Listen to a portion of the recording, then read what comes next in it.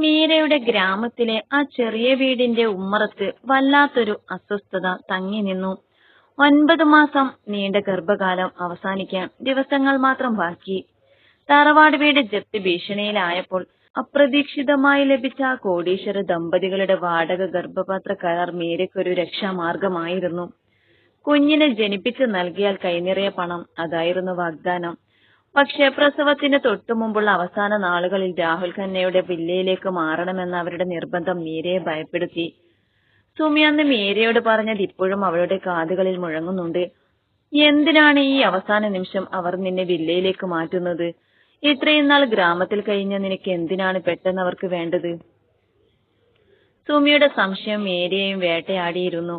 രാഹുൽ ഖന്നയുടെ വിശ്വസ്തൻ സോമൻ വണ്ടിയുമായി എത്തിയപ്പോൾ മീരയുടെ നെഞ്ചിലൊരു ഭാരം തോന്നി. ആഡംബര വില്ലയുടെ കവാടം കടക്കുമ്പോൾ അതൊരു വീടല്ല, മറിച്ചൊരു തടവറയാണെന്ന് മീര തിരിച്ചറിഞ്ഞു. അവളെ കൊണ്ടുപോയത് വില്ലയുടെ മുകൾ നിലയിലെ സുരക്ഷാ ക്രമീകരണങ്ങൾ കൂടുതലുള്ള ഒരു മുറിയിലേക്കാണ്. ഇനി പ്രസവം നടക്കുന്നതുവരെ നീ ഈ മുറിയിൽ തന്നെ കഴിയണം. ഇവിടെ എല്ലാ സൗകര്യങ്ങളുമുണ്ട്. സുരക്ഷയ്ക്ക് വേണ്ടിയാണ് നിന്നെ ഇങ്ങോട്ട് മാറ്റിയത്, സോമൻ തണുപ്പൻ സ്വരത്തിൽ പറഞ്ഞു. വാതിൽ പുറത്തുനിന്ന് പൂട്ടുന്ന ശബ്ദം കേട്ടപ്പോൾ മീരയുടെ ഉള്ളിൽ ഭയത്തിന്റെ വിറയലുണ്ടായി. ജനാലകൾ പുറത്തേക്ക് തുറക്കാൻ കഴിയാത്ത വിധം സുരക്ഷിതമാണ്. പുറത്തെ ലോകവുമായി യാതൊരു ബന്ധവുമില്ല. താനൊരു ഇരയാണെന്നും പ്രസവം കഴിഞ്ഞാലുടൻ തന്നെ ഇല്ലാതാക്കാനാണ് അവരുടെ പദ്ധതിയെന്നും ആ മുറിയിലെ നിശബ്ദത അവളോട് വിളിച്ചു പറഞ്ഞു. രാത്രിയായപ്പോൾ മുറിക്ക് പുറത്ത് സോമനും മറ്റൊരാളും തമ്മിലുള്ള സംഭാഷണം മീര കേട്ടു. എല്ലാം റെഡിയാണ്. കുഞ്ഞ് ജനിച്ച ഉടൻ മരുന്നിന്റെ അളവ് കൂട്ടി അവളെ ഇല്ലാതാക്കണം. ആരും സംശയിക്കാത്ത ഒരു പ്രസവ മരണമായി അത് രേഖപ്പെടുത്തണം. ഈ രഹസ്യം മീരയോടൊപ്പം തന്നെ അവസാനിക്കണം. അവരുടെ ശബ്ദം കേട്ട് മീരയുടെ രക്തം തണുത്തു. ഗർഭത്തിന്റെ അവസാന നാളുകളിൽ ശാരീരികമായി തളർന്ന തനിക്ക് എങ്ങനെ രക്ഷപ്പെടാൻ കഴിയും? പക്ഷെ മരിക്കാൻ അവൾക്ക് മനസ്സിലായിരുന്നു. വില്ലയിലെ കാര്യസ്ഥൻ രാഘവൻ ഭക്ഷണം കൊണ്ടുവന്നപ്പോൾ അയാളുടെ കണ്ണുകളിൽ ദയ കണ്ട അവൾ തന്റെ ആകെ ഉണ്ടായിരുന്ന പ്രതീക്ഷയുമായി അയാളുടെ കയ്യിൽ ഒരു കുറിപ്പ് തിരികെ കൊടുത്തു. എന്നെ കൊല്ലാൻ അവർ തീരുമാനിച്ചു കഴിഞ്ഞു. എനിക്ക് ജീവിക്കണം. സഹായിക്കാമോ? രാഘവൻ ആ കുറിപ്പ് വായിച്ച് മീരയെ നോക്കി.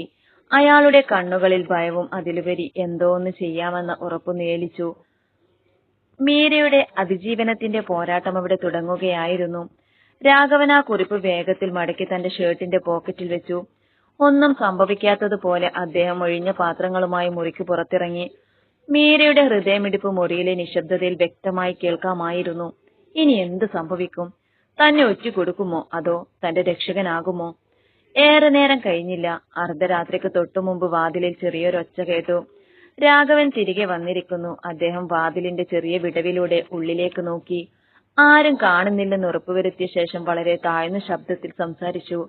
മോളെ, നീ ഇങ്ങനെയൊരു കെണിയിൽ പെട്ടുപോകുമെന്ന് ഞാൻ കരുതിയില്ല. പക്ഷെ നിനക്ക് മുമ്പ് വന്ന പെൺകുട്ടിയുടെ കാര്യത്തിലും സംഭവിച്ചത് ഇത് തന്നെയായിരുന്നു. അവരെ ഇല്ലാതാക്കിയ ശേഷം അവരതൊരു അപകടമരണമായി ചിത്രീകരിച്ചു. മീരയുടെ ശ്വാസം നിലച്ചുപോയി. രാഘവേട്ടാ, എനിക്ക് എങ്ങനെയെങ്കിലും ഇവിടെ നിന്ന് പുറത്തു പോകണം. എന്റെ കുഞ്ഞിനെയും എനിക്ക് വേണം. രാഘവൻ ദീർഘശ്വാസം വിട്ടു. ഈ മുറി ഒരു കോട്ടയാണ് മീര.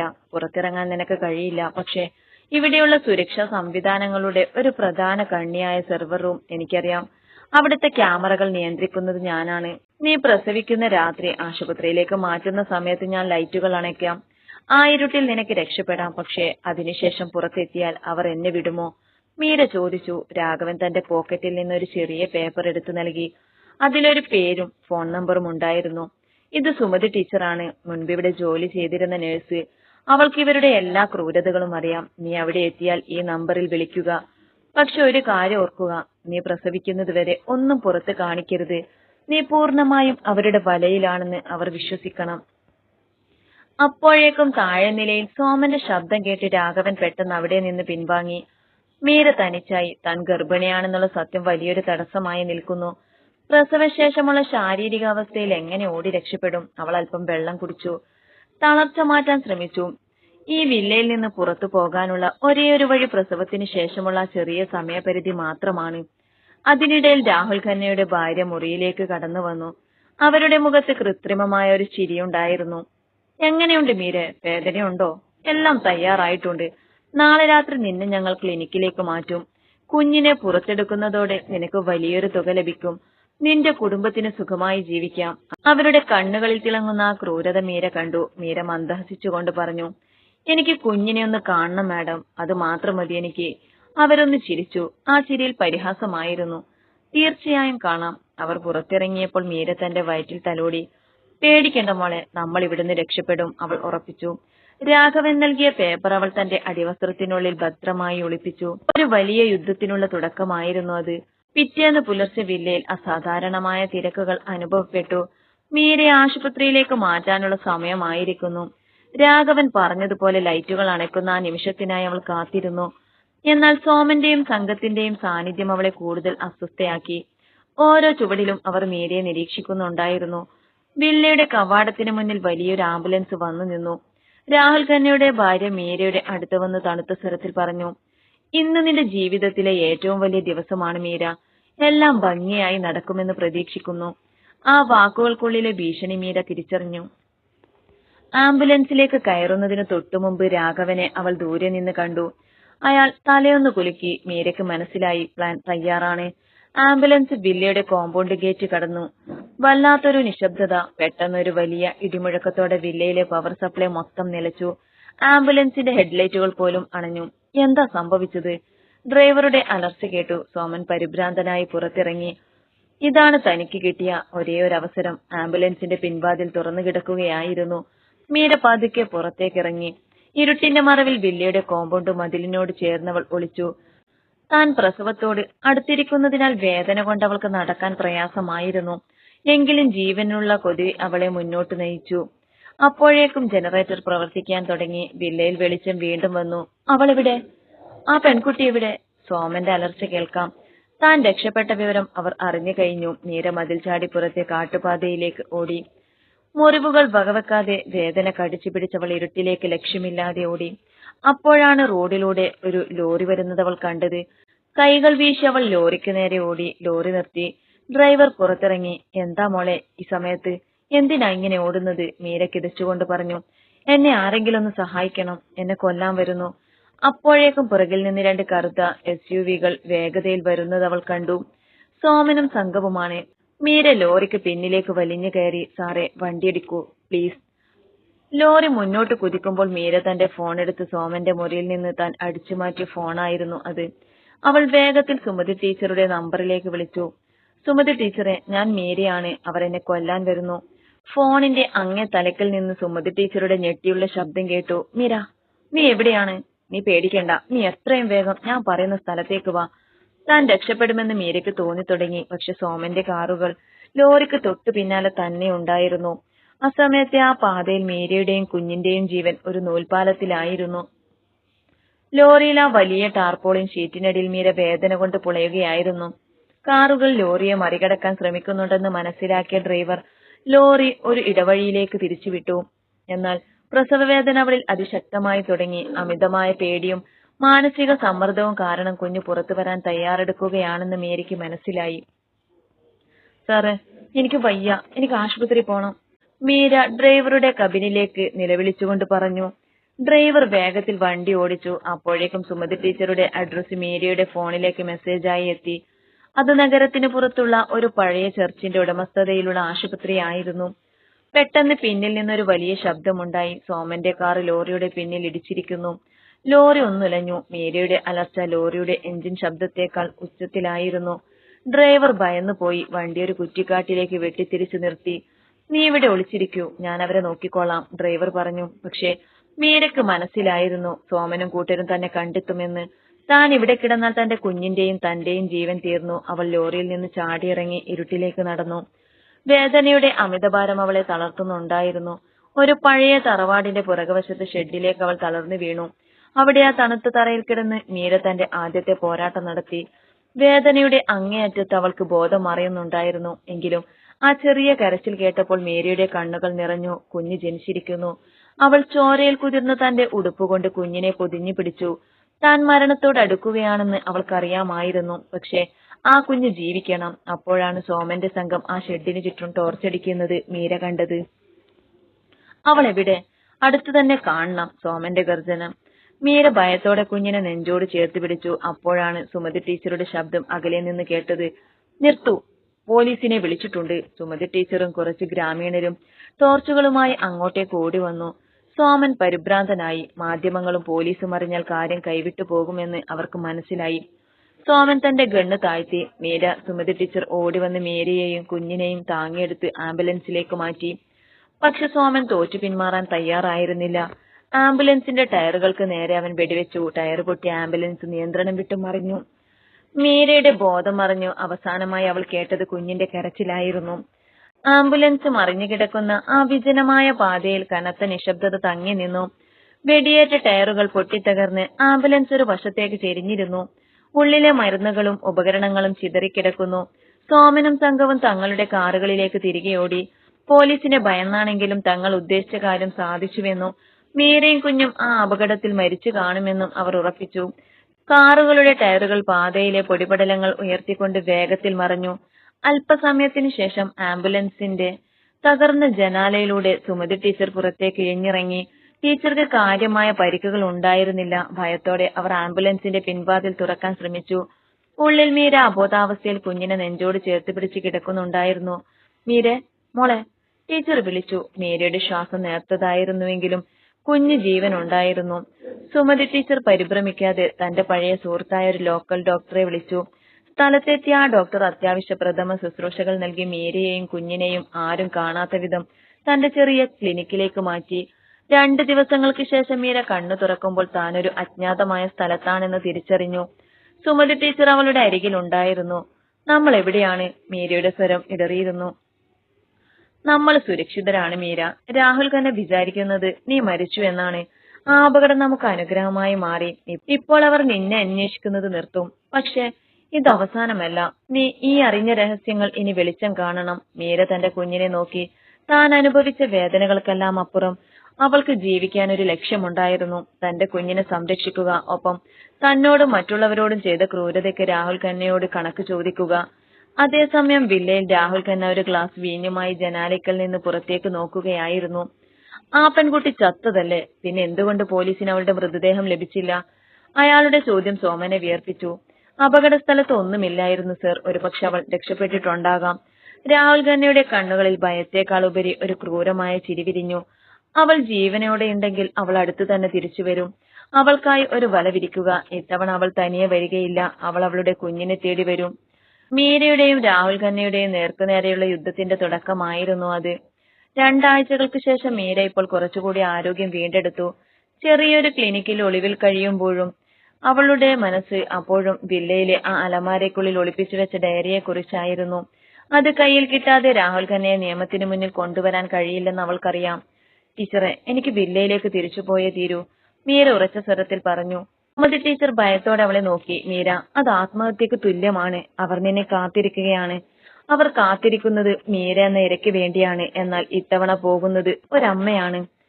എന്റെ മകന്റെ ഭാവി സുരക്ഷിതമാക്കാൻ എനിക്ക് മറ്റൊരു മാർഗമില്ല. മീര തന്റെ രൂപം മാറ്റി മുടിവെട്ടി. കാഴ്ചയിൽ നിന്ന് മീരയുടെ ആ പഴയ ഭാവം മാറ്റാൻ അവൾ ശ്രദ്ധിച്ചു.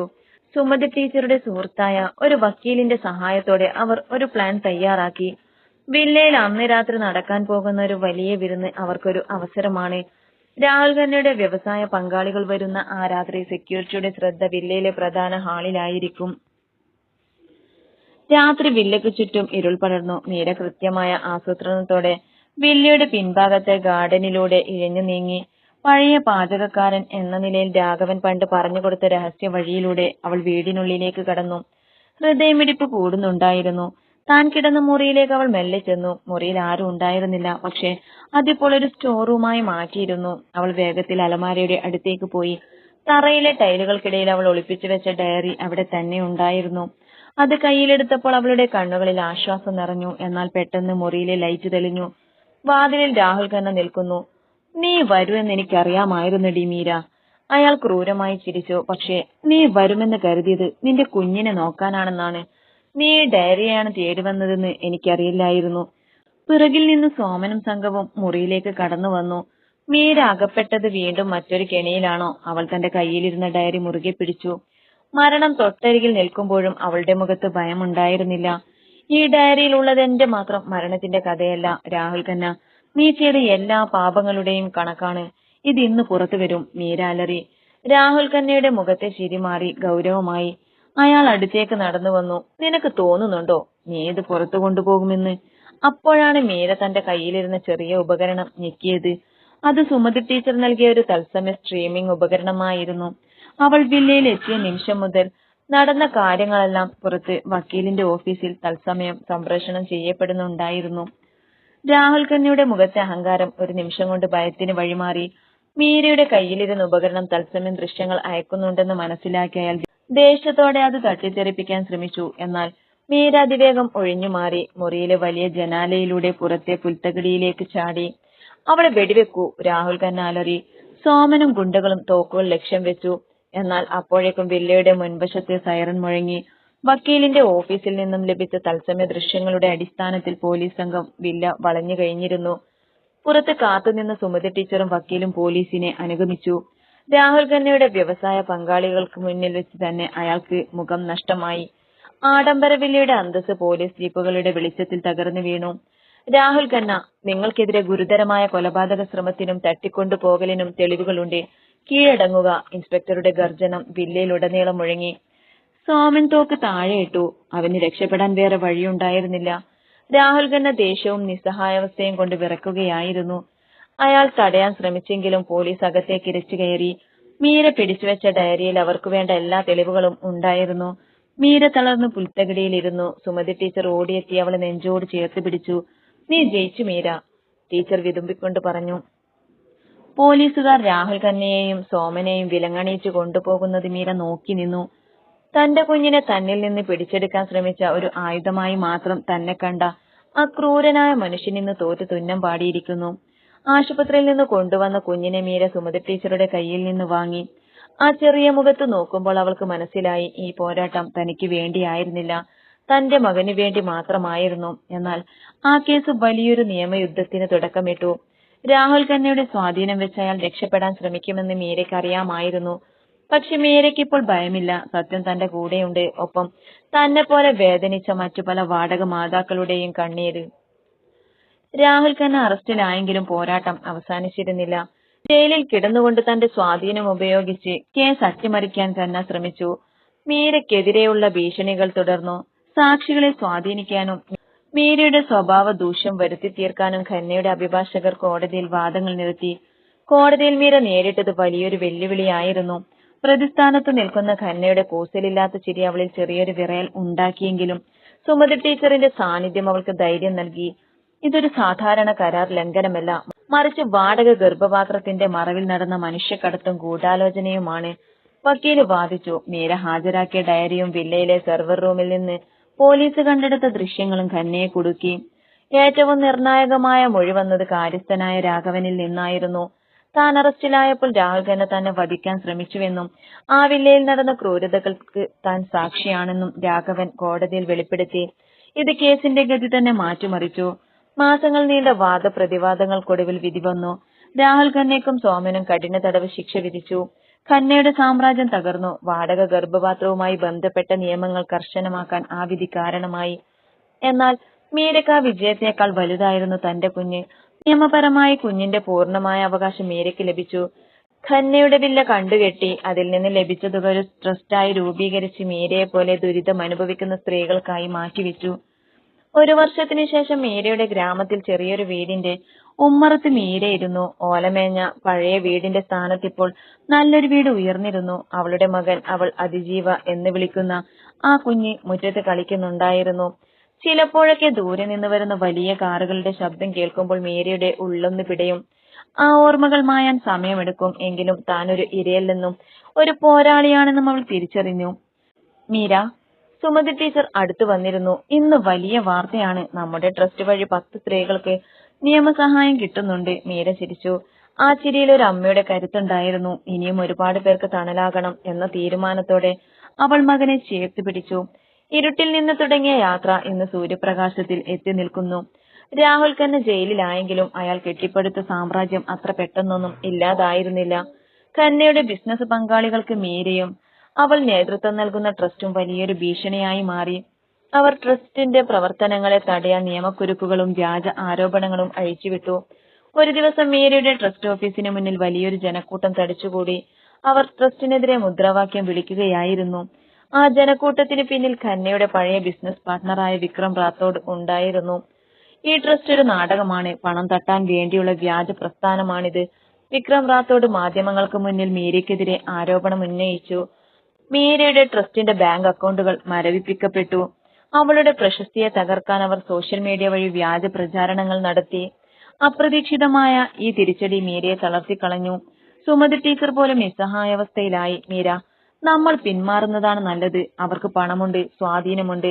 നമ്മൾ വെറും സാധാരണക്കാരാണ്, സുമതി ടീച്ചർ ആശങ്കയോടെ പറഞ്ഞു. പക്ഷെ മീരയുടെ കണ്ണുകളിൽ അപ്പോഴും ആ പോരാളിയുടെ തിളക്കം മങ്ങിയിരുന്നില്ല. ടീച്ചറെ, അവർ പണം കൊണ്ടാണ് യുദ്ധം ചെയ്യുന്നത്, ഞാൻ സത്യം കൊണ്ടും. ഞാൻ ഭയപ്പെടുന്നില്ല. അന്ന് രാത്രി മീര തന്റെ വീട്ടിലിരുന്ന് രേഖകൾ പരിശോധിക്കുകയായിരുന്നു. അപ്പോഴാണ് അവൾ ശ്രദ്ധിച്ചത് ഖന്നയുടെ ഡയറിയിൽ നിന്ന് താൻ ശ്രദ്ധിക്കാതെ പോയൊരു ചെറിയ പേജ്. അതിലൊരു വിദേശ ബാങ്ക് അക്കൗണ്ടിന്റെ വിവരങ്ങളും രഹസ്യ കോഡുകളും ഉണ്ടായിരുന്നു.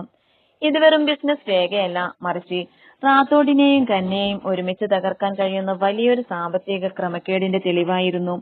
ആ തെളിവ് പുറത്തു കൊണ്ടുവരാൻ അവൾക്ക് നേരിടേണ്ടി വരുന്നത് നിയമത്തെ മാത്രമല്ല, സ്വന്തം ജീവൻ തന്നെ പണയം വെച്ചുകൊണ്ടുള്ള മറ്റൊരു വലിയ യുദ്ധമാണ്. മീര തന്റെ മകനെ സുമതി ടീച്ചറുടെ അടുത്ത് സുരക്ഷിതമായി ഏൽപ്പിച്ചു. തന്റെ പോരാട്ടം അവസാനിച്ചിട്ടില്ലെന്ന് അവൾ ഉറപ്പിച്ചു. രാഹുൽ ഖന്ന ജയിലിലിരുന്ന് മീരയുടെ തകർച്ച കാണാൻ കൊതിക്കുമ്പോൾ മീര തിരികെ തിരിച്ചടിക്കാൻ തയ്യാറെടുക്കുകയായിരുന്നു. ഇത്തവണ അവൾ തനിയെ ആയിരുന്നില്ല. അവൾക്ക് പിന്തുണയുമായി അനീതിക്കെതിരെ പോരാടുന്ന ഒരു കൂട്ടം സ്ത്രീകളുടെ വലിയൊരു നിര തന്നെ ഉണ്ടായിരുന്നു. മീര കണ്ടെത്തിയ ആ വിദേശ അക്കൗണ്ട് വിവരങ്ങൾ വെറും കടലാസുകളായിരുന്നില്ല. റാത്തോഡിന്റെയും ഖന്നയുടെയും കള്ളപ്പണ സാമ്രാജ്യത്തിന്റെ നട്ടെല്ലായിരുന്നു. അവൾ ആ വിവരങ്ങൾ ആദായനികുതി വകുപ്പിന്റെയും CBIയുടെയും ഉന്നത ഉദ്യോഗസ്ഥർക്ക് അതീവ രഹസ്യമായി കൈമാറി. അടുത്ത ദിവസം രാവിലെ തന്നെ വിക്രം റാത്തോഡിന്റെ ഓഫീസുകളിലും വസതികളിലും റെയ്ഡ് നടന്നു. TV ചാനലുകളിൽ മീരയ്ക്കെതിരെ പ്രചാരണം നടത്തിയവർ തന്നെ അന്ന് വൈകുന്നേരം റാത്തോഡിന്റെ അറസ്റ്റ് വാർത്ത വലിയ പ്രാധാന്യത്തോടെ റിപ്പോർട്ട് ചെയ്തു. റാത്തോഡിന്റെ സാമ്രാജ്യം തകർന്നു വീണതോടെ ട്രസ്റ്റിനെതിരെയുള്ള ആരോപണങ്ങളും മരവിപ്പിച്ച അക്കൗണ്ടുകളും നീങ്ങി. ഇതെല്ലാം കണ്ടുകൊണ്ട് ജയിലിലെ ഇരുമ്പഴിക്കുള്ളിലിരുന്ന് രാഹുൽ ഖന്ന നിസ്സഹായനായി നിന്നു. താൻ തോൽപ്പിച്ചെന്ന് കരുതിയ ആ പെൺകുട്ടി അവസാനം തന്റെ മുഴുവൻ സാമ്രാജ്യത്തെയും നിയമത്തിനു മുന്നിൽ തകർത്തടിച്ച് അജയ്യയായി നിൽക്കുന്നത് അയാൾ കണ്ടു. കുറച്ചു മാസങ്ങൾക്ക് ശേഷം ട്രസ്റ്റിന്റെ വാർഷികത്തോടനുബന്ധിച്ച് മീര സംഘടിപ്പിച്ച ചടങ്ങിലേക്ക് വരണമെന്ന് മാധ്യമങ്ങൾ ഉൾപ്പെടെയുള്ളവർ ആവശ്യപ്പെട്ടു. എന്നാൽ മീര അതിനൊന്നും നിന്നില്ല. ചടങ്ങിന് ശേഷം എല്ലാവരും പിരിഞ്ഞു പോയപ്പോൾ അവൾ തന്റെ മകനെയും കൂട്ടി ഗ്രാമത്തിലെ ആ ചെറിയ പാടവരമ്പിലൂടെ നടന്നു. തോളിലെ പഴയ വെടിയേറ്റ പാടുകൾ ഇപ്പോഴും ഉണങ്ങാത്ത മുറിവുകൾ പോലെ അവിടെയുണ്ട്. പക്ഷേ ആ പാടുകൾ അവൾക്ക് ഇപ്പോൾ അഭിമാനത്തിന്റെ അടയാളങ്ങളാണ്. തന്റെ മകനൊരു പൂമ്പാറ്റയെ പിടിക്കാൻ ഓടുന്നത് നോക്കി മീര പുഞ്ചിരിച്ചു. അവൾക്ക് കിട്ടിയ ഏറ്റവും വലിയ സമ്മാനം പണമോ പ്രശസ്തിയോ ആയിരുന്നില്ല, മറിച്ച് ഭയമില്ലാതെ ജീവിക്കാനുള്ള ആ സ്വാതന്ത്ര്യമായിരുന്നു. അമ്മേ, കുട്ടി ഓടിവന്ന് മീരയുടെ മടിയിൽ തലചായ്ച്ചു. മീര അവനെ വാരിപ്പുണർന്നു. ഒരു വാടക ഗർഭപാത്രമായി തുടങ്ങിയ കഥ ഒരമ്മയുടെ അതിജീവനത്തിന്റെ ഇതിഹാസമായി മാറിയിരിക്കുന്നു. ഇരുട്ടിൽ നിന്ന് തുടങ്ങിയ ആ യാത്ര തന്റെ മകന്റെയും തന്നെപ്പോലെ വേദനിക്കുന്ന ഒരു കൂട്ടം സ്ത്രീകളുടെയും ഭാവിയുടെ പ്രകാശത്തിലേക്ക് എത്തിച്ചേർന്നിരിക്കുന്നു. അനീതിക്കെതിരെയുള്ള പോരാട്ടം അവസാനിക്കുന്നില്ല. പക്ഷേ മീര ഇപ്പോൾ തനിച്ചല്ല, അവളിപ്പോൾ ഒരു പ്രസ്ഥാനമാണ്.